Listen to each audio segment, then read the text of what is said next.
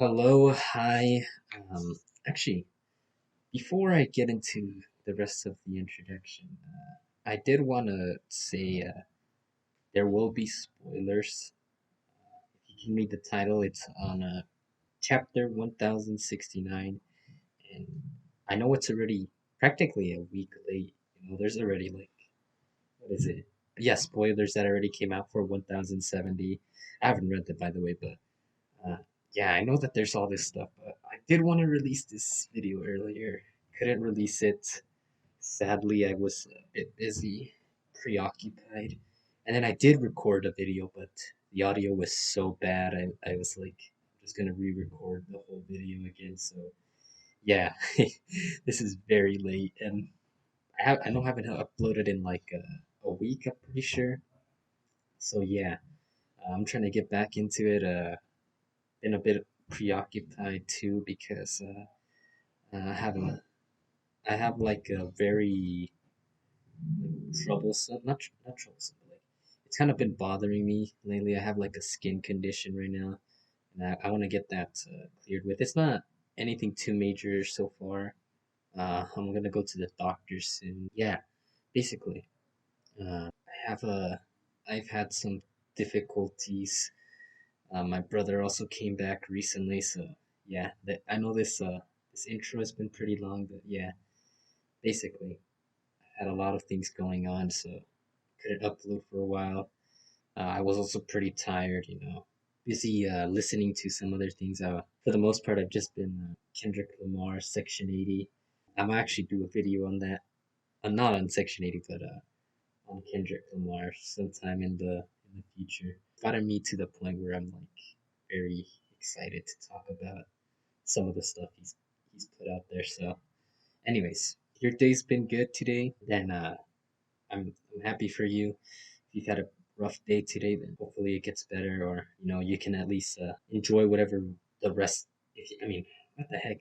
If you're home now, I hope you can enjoy the rest of your day. And if you had an average day, then yeah, I hope you can rest well and you have a good day the next day. Anyways, today is about 1069. As I mentioned earlier, spoilers, but go over what I talked about last time, although it won't be the exact same way. Probably will never hear that, but I'll start off again. Basically, very good chapter. Probably one of the best chapters that's come out this year. And I know Gear 5th came out this year. Personally, I wasn't surprised by the chapter. Last time I mentioned it was because I in the previous video I did about One Piece, I had already kind of predicted this, which is kind of funny. But yeah, I did expect for this outcome, but I still very much enjoyed the chapter. It's really good. I like Rob Lucci appearing. I like the dialogue of CP0. Like we haven't really gotten too much dialogue from the CP0 agents. That just hasn't been like for the plot, I guess.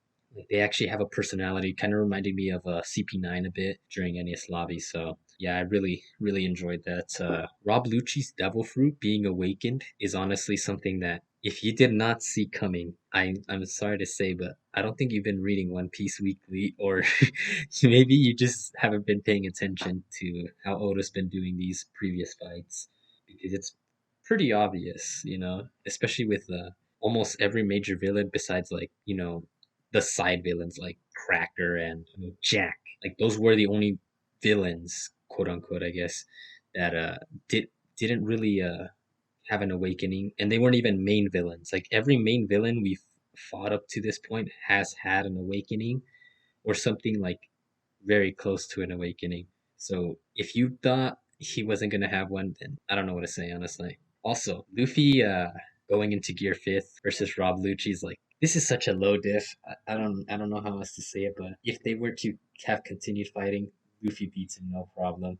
This was obvious too, but to those people that thought, Rob Lucci somehow was gonna just get punched one time and instantly lose, like this is not that was not going to happen either. Like when he fought up against Kaido, that did not happen. Like Luffy did not go into Gear 5th and one shot Kaido. Like obviously not. So if you thought he was going to one shot Rob Lucci, I don't know what to say to you either. Also, Vegapunk.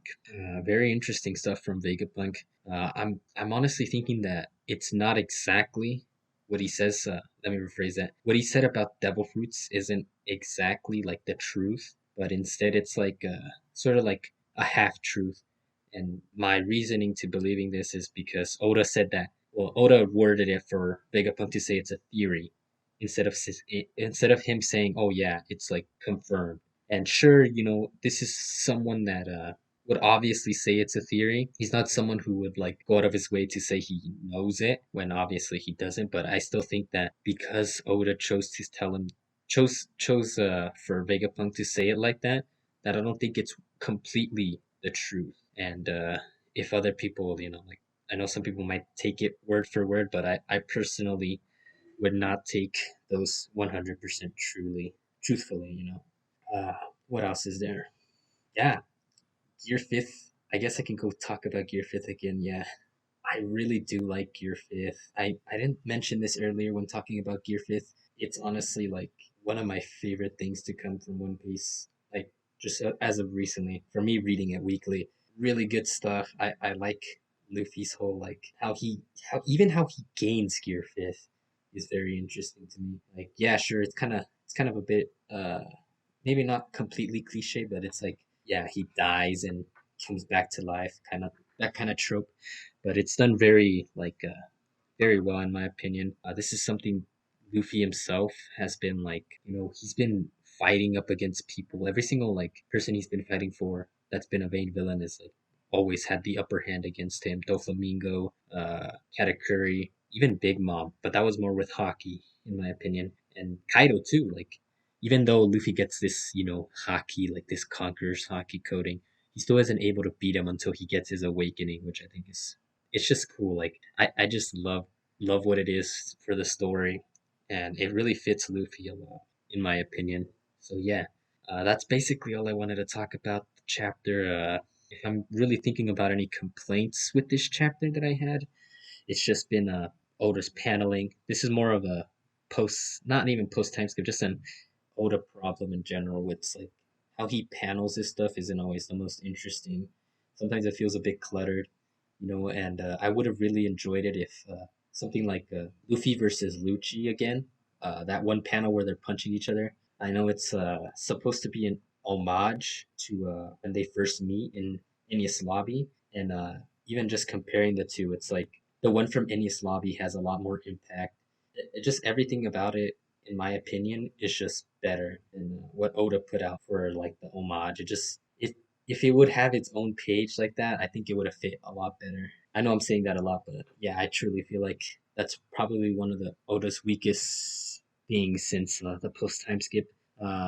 Even though I haven't been reading, I didn't read the manga previously. I just every single time I see like panels from post time skip and compare 'em, I feel like the paneling was a little bit better.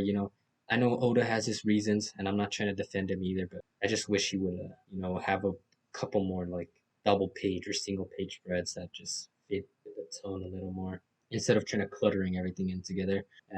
Also, I know some people were complaining about the fact that Kaido himself is like he didn't get an awakening confirmation as opposed to someone like Rob Lucci who isn't necessarily the main antagonist. He hasn't been built up to, and it would have been nice to see Kaido confirmation. But personally, I find that like a minor complaint because it's yeah, sure, it gives us a lot more context to Luffy versus Kaido's fight, which I think was needed, but at the same time, it's still like Luffy versus Kaido.